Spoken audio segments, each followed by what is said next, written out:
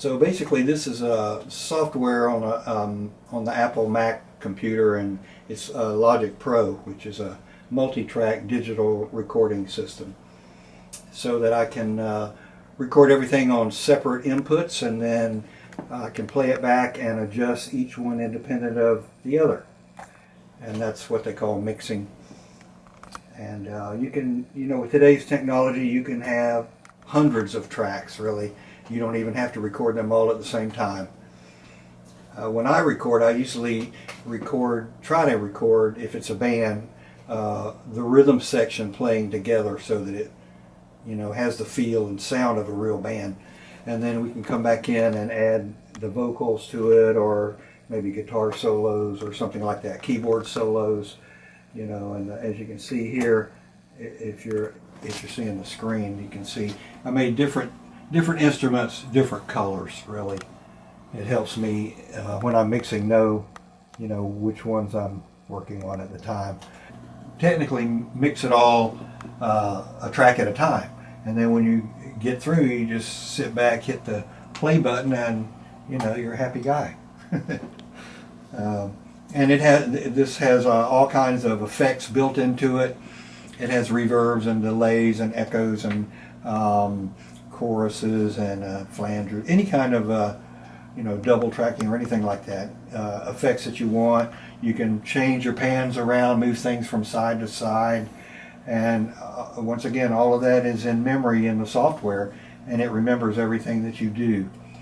So it's not like the old days where you have to do it all physically with your hands on a mixing board, and if you mess up, you have to start all over and do it again. So it's really, technology is really convenient at this point.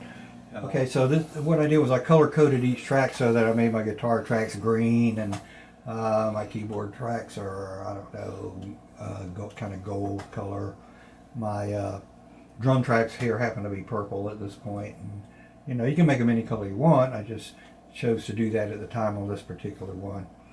But you can see this represents the waveform. This is just the sound in digital format, and you can, a lot of times I'll zoom in on my waveform here so I can see all my tracks at once, but the smaller they are, you lose the waveform. But you can make them, as large as you want if you're doing editing or something.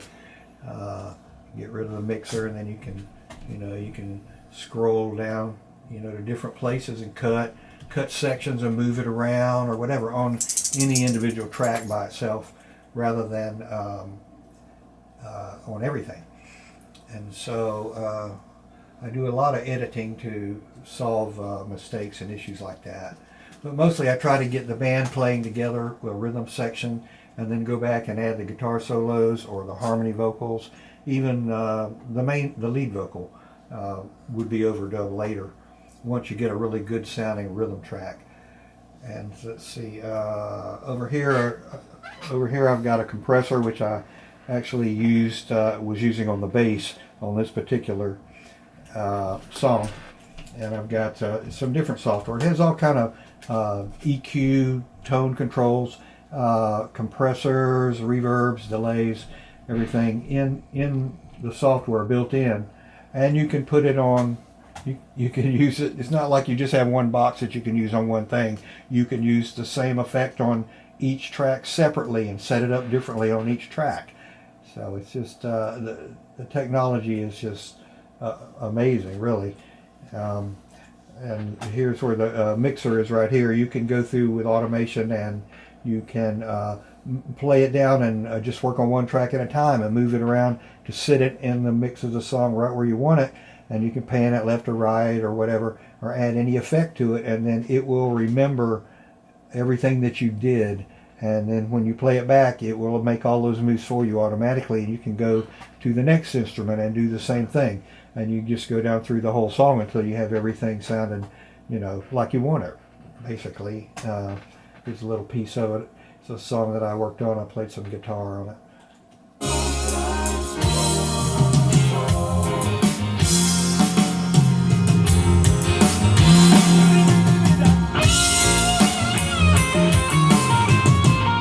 Here's the guitar track right here. You can see it. That's what you're actually hearing play the solo.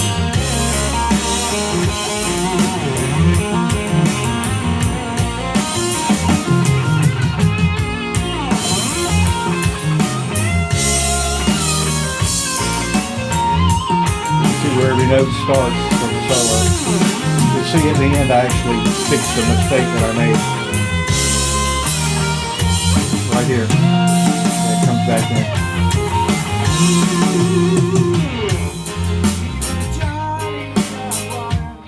Anyway, you can see that you had really unlimited control of everything.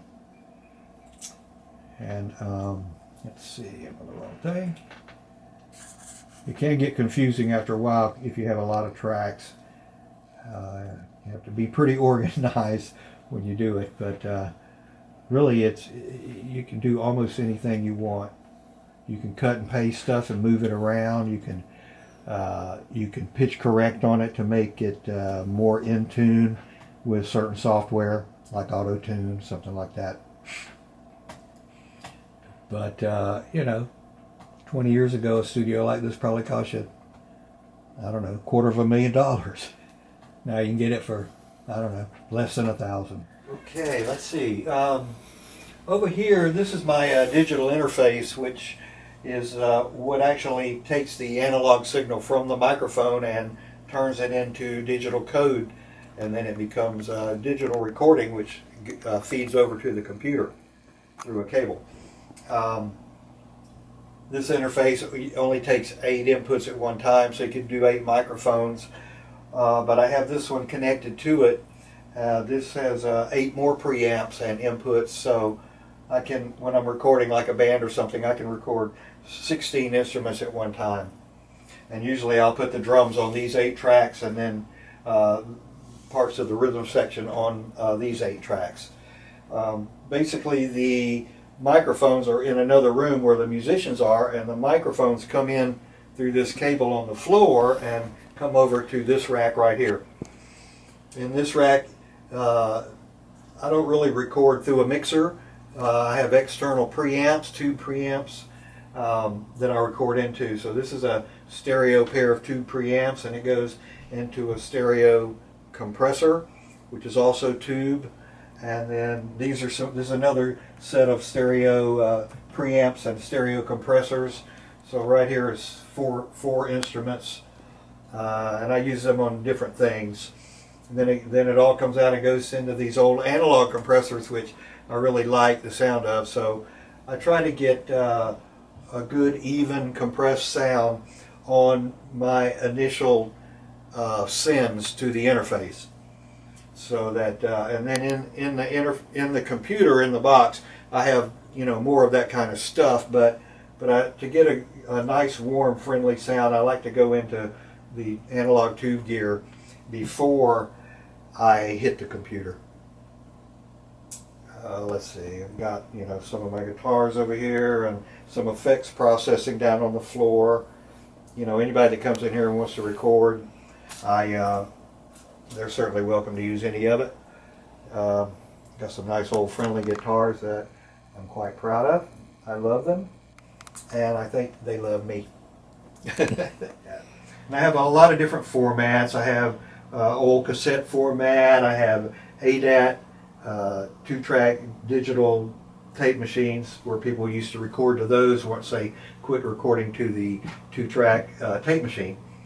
And then I've got an ADAT 8-track player over here, and some more DAT tape machines. So I just try to have any kind of format that might be, somebody might call me up and say, hey, I've got all these old tapes and I can't play them, and I like to have them, documented somehow. So you might want to put them up on the internet, on YouTube, or just make an MP3 file out of them, or burn a CD and play it in my car.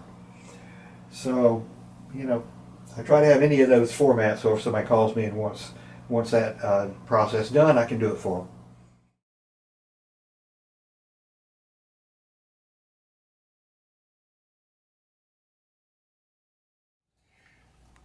If I was recording, I would be listening through these headphones right here, so that I could hear the other musicians, which might be in a different room than where I would be if I was recording. But if I was in here and I was maybe playing guitar, I'd have these different microphones. Maybe I would have 2 mics on the acoustic guitar. I'd set them in whatever position worked for wherever the person that was playing the guitar was holding it. And move them up and down, put them in a nice spot where I get a real good stereo image of the guitar sound. And then that's how I would go about maybe recording the guitar. I might even have if they had a pickup on their guitar, I would probably take a direct line into my direct box here on the floor, and that way I would have 3 different instruments that I could, adjust when I'm in the other room mixing to get a sound that I like, basically. If I was recording a vocal, I would have a windscreen on this microphone to keep you from popping the microphone. This is a condenser microphone, so a very nice tube microphone for recording vocals, but really you can use it on anything. The advantage is I can use these mics when I'm recording certain instruments, but then if there are other instruments that I want to record, or maybe a group of vocalists singing together, I might want to use one of these mics on it, so I can move them, to wherever, whatever situation I want to record other than this particular one.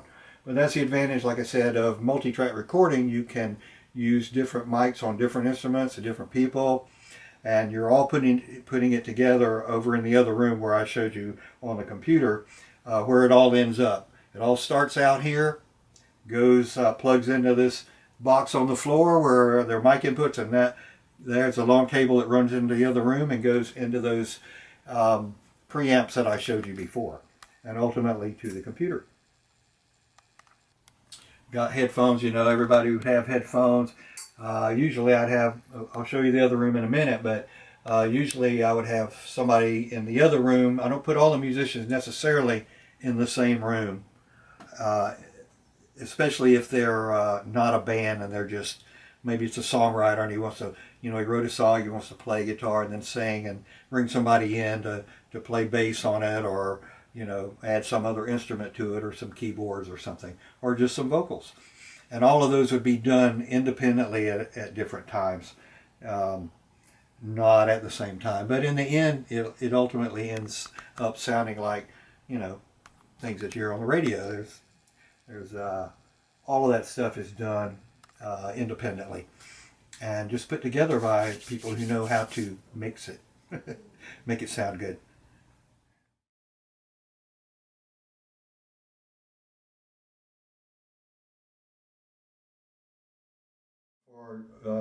This is the main room that I have for where, if it's a band, the musicians would be playing together to try to get the rhythm track. So a lot of times I'll have a drum set set up over here with maybe, I don't know, probably 8 microphones on the drum set.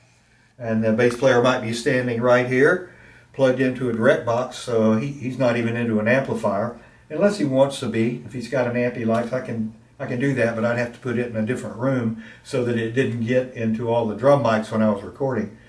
So I'd have some separation. And before, I had a couple of guitar players in here, and their amps were back around the corner there, or in another room. And a person in the hallway might be singing scratch vocal just to keep the band together, so they would know where they were in the arrangement, but it wouldn't be a vocal track that we'd end up keeping. It'd just be for reference, so that the band would know where they were in the song. And a lot of players would go into, this is a direct box, so they just plug their guitar or their bass straight into here, or if they had a pedal board maybe, plug their pedal board into here, and it would go directly into this cable that goes back to my preamps in the other room where I was showing you earlier. And these are just a couple of different microphones that I had for this particular setup. And they would, once again, they would have headphones. Everybody in here would have headphones on so that they could hear the musicians that were running direct, or the musicians that were in another room. Like if the vocalist was out there or in the other room, and you wanted to hear them while you were recording, but you weren't going to record it. You didn't want it to get on the microphones that were on the drums, or any other mics that might be in here. So it basically allows you to get separation in your instruments, so that when you get to the final stages, of mixing in there in the computer, you have control. When you turn up a microphone, you know, you don't hear the bass on the snare drum mic or something like that, or on the cymbal mics. So each thing has its own track, basically.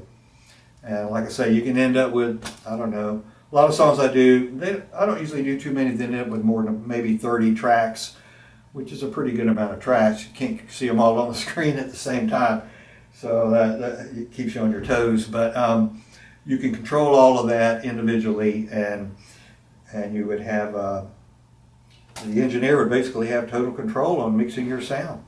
If some instrument made a mistake and you wanted to fix it later, you could just, once you get everything recorded, you just go back in and you could just cue in on the computer where you want it to start recording, and you just start recording where the mistake was and record down to where you want to come out and just replace that one section.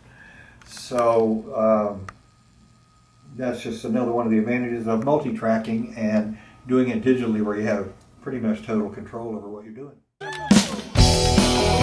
All right, here we go.